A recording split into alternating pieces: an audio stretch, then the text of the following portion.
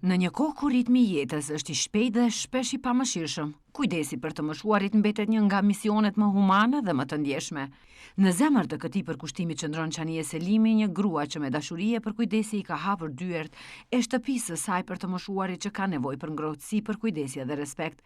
Me përvojë, përkushtim dhe një shpirt të ndjeshëm, ajo kujdeset që çdo ditë të moshuarit të kenë ndihmë një ndjenjë të vërtetë të dinjitetit dhe sigurisë.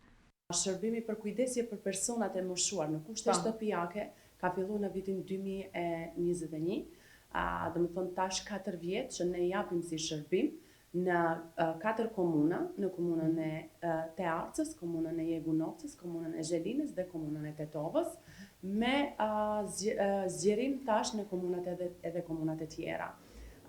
Ideja duke fillu nga vetja njëherë, nga antarët tonë, sepse unë besoj se gjithë se cilin ne kemi na prek kjo pjesa, sepse gurbeti dhe migrimi ka bërë që sot në çdo shtëpi të kemi personat moshuar që jetojnë vetë dhe familjet ose fëmijët e tyre jetojnë jashtë. Dhe kjo duke nis prej te vetja, kur unë i kam gjithë familjarët e mi jashtë dhe prindrit e mi jetojnë vetëm këtu, duke pa që kjo është një çështje që na tangon gjithëve, na prek gjithëve, po duke mos me marrë masa askushi. Ndoshta gjithmonë e presim tjetër kusht të fillon. Patjetër, gjithmonë bëjmë një diçka që është aktive ose është si gjë në vendin tonë, po asnjëherë nuk marrim iniciativa se gjithmonë fajet i ka tjetri, pa marrë iniciativat edhe pa e kthy gishtin te vetja.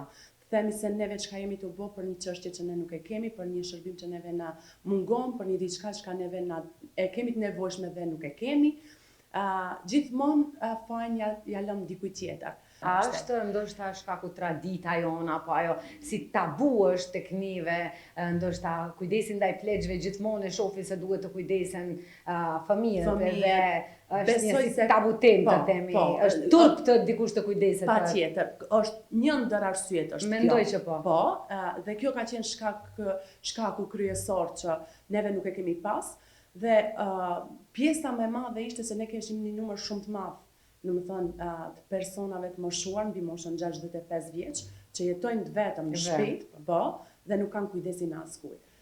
Dhe në këtë rast, si mundësi ne pam në bankën botërore, sepse hulumtu më gjatë, dhe aty pam se si mundësi mundemi të përkrahemi, të kemi një përkrahje të tillë, sepse kjo kërkonte një përkrahje financiare në fillim, që ne kishim një buxhet caktuar, po kërkonte një buxhet më të madh. Dhe në atë kohë aplikuam në bankën botërore dhe si ide u pranua më njëherë nga banka botërore dhe mirë po në momentin që na u aprovu kishte një kusht që në momentin që ky shërbim jepet si shërbim i suksesshëm dhe ka sukses, e kishim të obligueshme që ta vendojmë në sistem shtetëror. Sepse shteti nuk e kishte në fakt ishte një ndër pikat që BE-ja kërkon për ta pas si shërbim shteti jon. I kemi ndihmuar edhe Maqedonisë. Patjetër, domethënë ishte në gjitha anët ishte një pjesë e mirë dhe pozitive. Dhe në këtë rast si njifem për guximin gjithmonë, për gjithë shka që ka marrë nga qenë pjesë, do të kesh guxim që ta marrësh një situatë të tillë sepse ishte një rrezik shumë i madh. Edhe e mora përsipër thash po unë do e bëj edhe do nxjerri me rezultate të mira sepse prej asaj çka kam hulumtuar di se është një gjë shumë e nevojshme. Ka qenë shumë një sfidë pa parë në atë periudhë, viti i parë ka qenë domethënë një sfidë që nuk e harroj. Si e pranuan tek ne? Shumë rënd xhanan, ka pas momente kur kemi shku në shtëpia edhe na shëmbyll dera. Në kanë thonë, shkoni mos hajde edhe njëherë, sepse ishte një gjë e pandëgjume, ishte një diçka e pa njohur për njerëzit tonë, ishte diçka e pa pranueshme për njerëzit tonë dhe në momentin që ne hynim në shtëpi dhe ju tregonim se ky është shërbimi që ne ofrojmë dhe ju nuk do duhet të paguni asnjë gjë, thjesht do merrni shërbimin, po nuk keni nevojë asgjë. Më thënë ishte e pjesa pastaj, ne jetojmë në një vend ku gjithmonë thashë themet ndikojnë më shumë se sa realiteti. Dhe në këtë rast ishte momenti kur kishte më kujtohet në komunën e Zhelinës kur na mbylli derën një i moshuar, domethënë në shtëpi dhe doli te dritarja, tha edhe një herë ti vajzo mos më hajde te dera. Edhe thash ajo vetëm një pyetje kam. A ka mundësi të më tregosh pse, për cilën arsye nuk pranon ti shqip je vetëm, ishte vetëm, domethënë fëmijët ishte në jashtë shtetit dhe jetonte vetëm, se na tregojnë se ne i merrnim dhënat prej komuna, edhe pastaj prej komunës, prej mjekëve domethënë me emrin prej komunës, se komuna e din sakt kush janë të moshuarit që jetonin vetë. Dhe shkonin menim statistikën te mjekët dhe mjekët na tregonin për diagnozat e të moshuarve që vërtet kanë nevojë për një ndihmë, sepse ato harrojnë edhe barna tipin, nuk kanë mundësi të shohen të marrin edhe një ushqim ta përgatitin për vete. Dhe ne me këto unë e disha se ai kishte shumë nevojë për një kujdes, dikush i t'i trokitën deri çdo ditë, shkoj t'ja japë një kujdes t'ja mate tensionin, t'ja mate sheqerin, t'ja japë barna, t'ja bëje një mëngjes, t'ja laje teshat. Thjesht ke dikushi që mëngjes çdo ditë se te neve kjo pjesa që më ka prek më shumë ka qenë Xhanan se ka pas momente kur një zonjë më ka thonë Qanie ti ke kthi dëshirën për të jetuar. Sepse ne çdo ditë kemi prit na vije vdekja.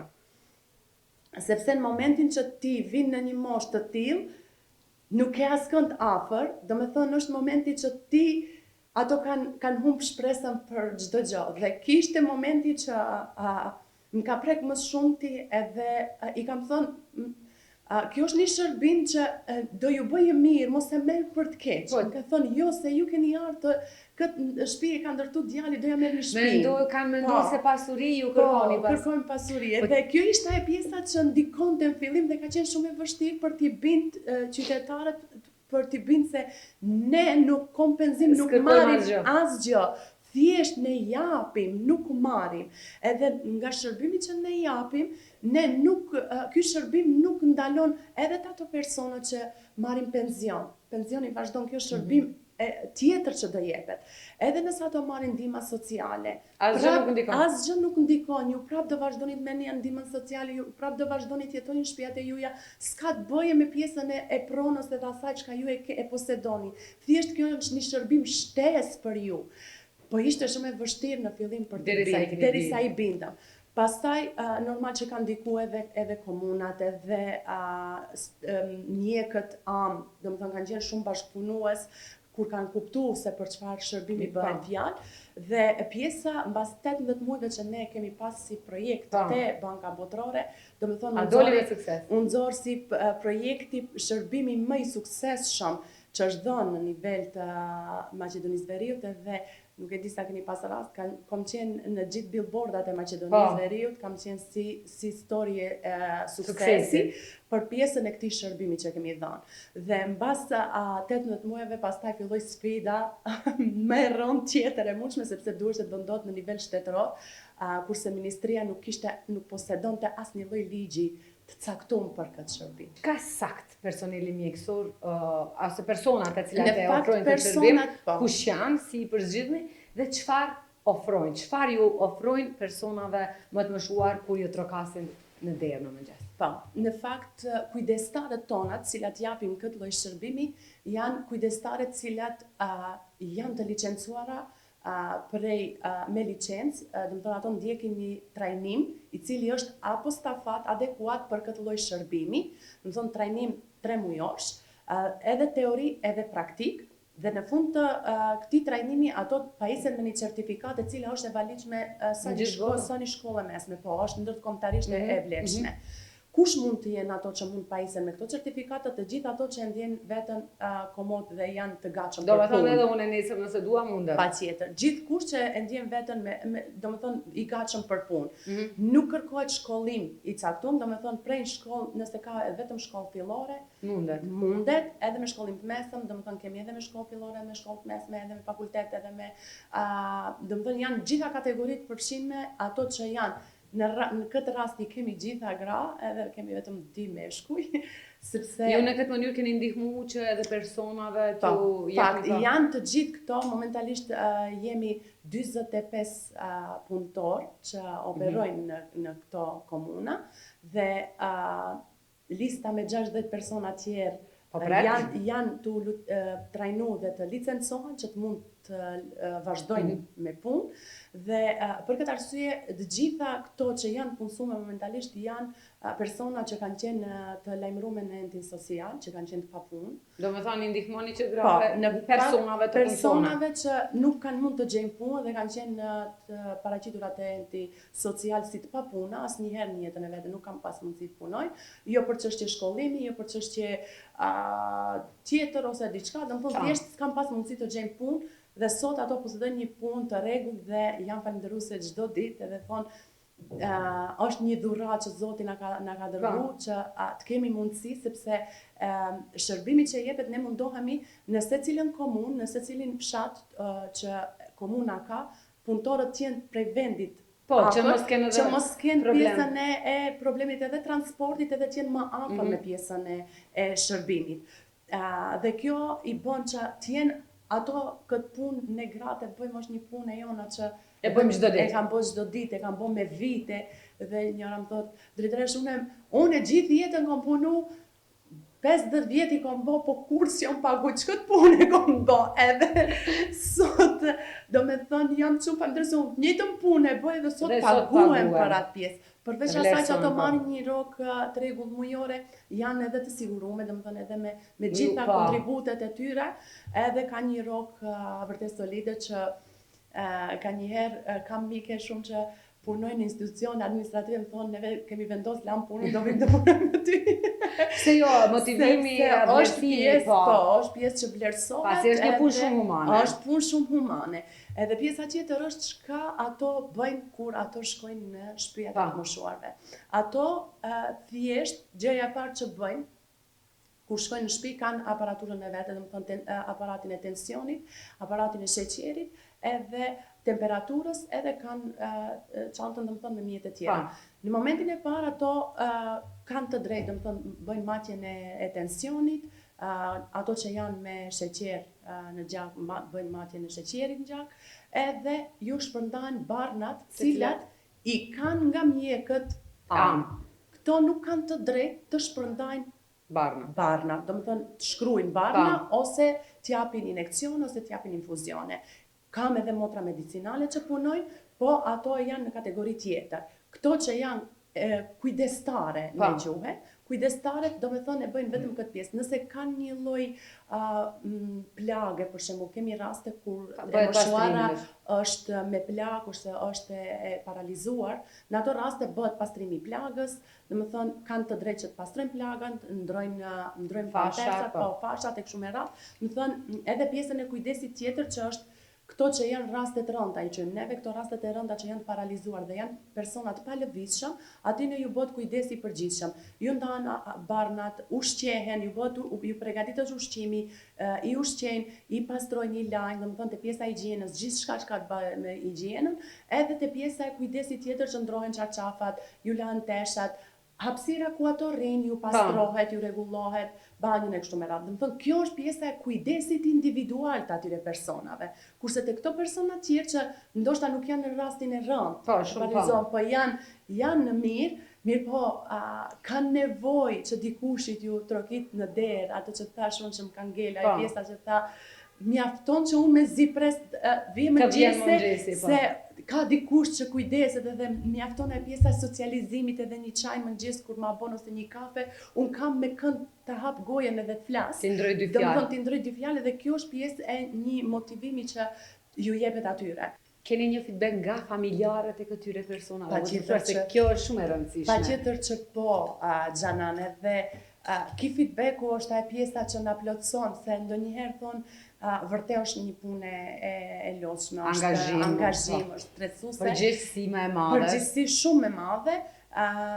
Thonë ku e gjen motivin, thonë mjafton kur një vajzë e një nëne ose një djalë, një babe thirrën telefon dhe thotë nuk kam shpërblim më të madh që unë mund të të bëj për atë mirësi që ti, unë kur zgjohem mëngjes e di se dikushi është me prindrit e mi, edhe nëse atyre ju ndodh diçka, unë e di rahat se ato nuk ngelin pa i pa askushi, sepse ka pas rast kur ka ndru jetë i moshuarje dhe nuk është pa me 2 ditë nga skushi. Na ka ndodhur edhe ashtu, kemi ndëgju, edhe mjafton për ato familjarë që jetojnë jashtë. Dhe nuk e kanë brengën Dhe nuk e kanë brengën se ato nuk janë me ato, nuk e kanë mundësinë që t'jenë prezent me ato, po dikush është gjatë gjithë kohës me to.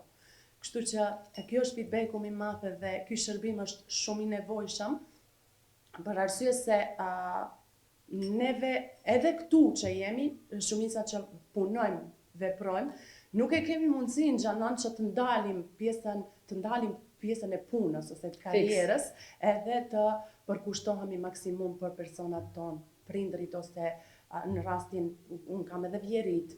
Domethënë nuk mundesh të shkëputesh prej pjesës tënde të përditshme familjare, sepse nuk mund bësh një pauzë dhe pastaj do e vazhdosh mbas një kohe, sepse koha të merr përpara. Edhe për këtë arsye ky shërbim është i nevojshëm për gjithë secilin, sepse sot fëmijët janë ato që i kanë edhe nevojat e veta, ndjekin edhe karrierën, janë në përpuna, edhe kjo pjesa që aty në mos ju letë, se ka momente kur vërtet janë në punë dhe nuk mund ta humbe punën, sepse prej asaj jeton djali ose vajza, jeton prej një të ardhurave që shkon punë, akëndej ka në një gjendje të rëndë prindin ose vjerën ose këtë qëmë. Në atë rast i jepet e drejta, nëse është në punë, i jepet e drejta që ta marrë shërbimin, që brenda ditës kur ato janë punë, dikush i kujdeset në këto raste nëse personi është i palëvizshëm.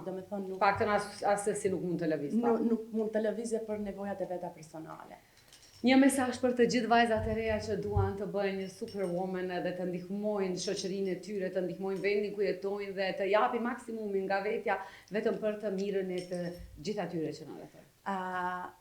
Një mesazh është mesazhi im që ato gjithë secila brenda vetës vete të ndëgjoj ato çka e ka, sepse ajo intuita nuk të gënjen asnjëherë dhe të ndihmosh të tjerët nuk do të thotë se ti e ke për veten tënde, nuk e ke për të tjerët. Nëse ne ndihmojmë të tjerët, i kemi ndihmuar vetes tonë. Dhe në këtë rast ne kemi dritë edhe këtu. Nuk do të mendojmë gjithmonë se dikush i jashtë vendit tonë na pret me duar hapur edhe e kemi të shtruar me gjithçka dhe e kemi shumë të lehtë për të bërë një punë ose një biznes që ne kemi në kokën tonë. Nëse kemi atë dëshirën e zjarrt brenda vetes tonë, ne mundemi ta bëjmë edhe këtu. Kështu që hapni sy dhe vendoni në veprim ato çka e keni brenda vetes tuaj. Edhe këtu ka mundësi nëse ne duam. Puna e Çanijes Selimit nuk është thjesht një kujdes për të moshuarit, është një thirrje e shpirtit për t'u dhënë dinjitet atyre që shpesh harrohen. Me përkushtim të përditshëm, ajo dëshmon se dashuria dhe humanizmi janë ende vlera të gjalla në shoqërinë tonë. Në shtëpinë e saj çdo buzëqeshje, çdo fjalë ngrohtë bëhet pjesë e një rrëfimi që frymëzon e të mbush zemrën. Kjo është një histori që meriton të dëgjohet dhe të vlerësohet.